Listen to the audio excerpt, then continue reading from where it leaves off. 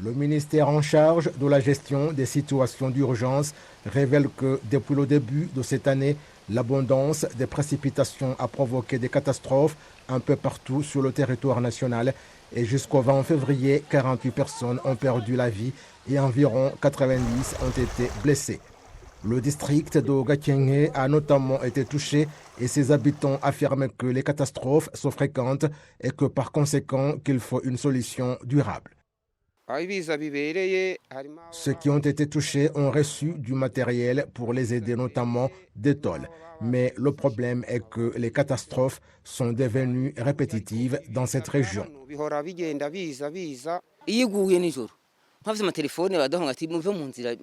Quand il pleut la nuit, on nous appelle et on nous dit parfois de nous déplacer à cause des glissements de terrain.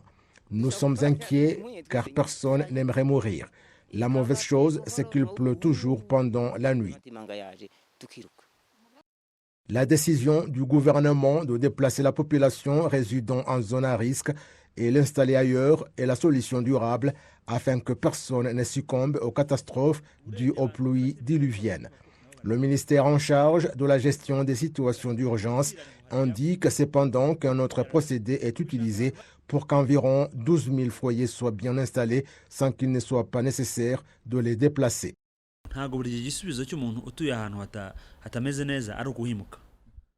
Ce n'est pas toujours que les personnes vivant dans des zones à haut risque doivent être relocalisées.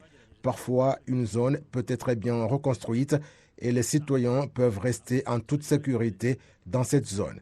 Nous avons commencé à le faire l'année dernière car nous avons vu que parfois des catastrophes se produisent parce que les maisons n'ont pas de fondation solide ou qu'il n'y a pas de canalisation d'eau.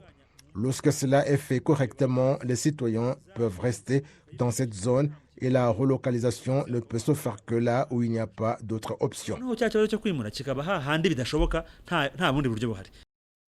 Le service national de la météo a récemment indiqué que des fortes précipitations pouvant provoquer des catastrophes sont prévues en mars, avril et mai en district des provinces de l'Ouest et du Nord et dans une partie de la province du Sud, surtout celle riveraine de la forêt de Nyungwe. Le ministère en charge de la gestion des situations d'urgence indique qu'il suit de près ces informations et que si besoin est, certains habitants peuvent être déplacés et installés temporairement chez des voisins, dans des écoles, des églises ou leur louer des maisons. Après avoir mesuré la quantité d'eau souterraine, on constate parfois que s'il pleut pendant 3 jours ou plus, cela peut provoquer une catastrophe. Nous avons vu cela dans les régions de Gakenke, Rulindo, Ngororero, Rutsiro, Karongi et d'autres régions où les catastrophes sont fréquentes. Le ministère de l'administration locale indique de sa part qu'il a commencé à enregistrer les familles qui, sans tarder, doivent être déplacées, ajoutant que les activités qui consistent à installer décemment les familles vivant en zone à risque et dont les marais se poursuivent.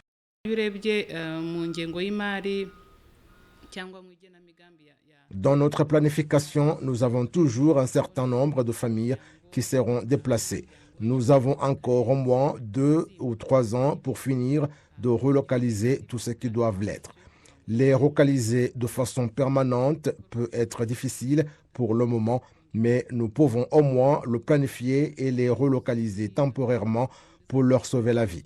L'autre chose importante est de rénover les tranchées et les cours d'eau pour réduire les risques.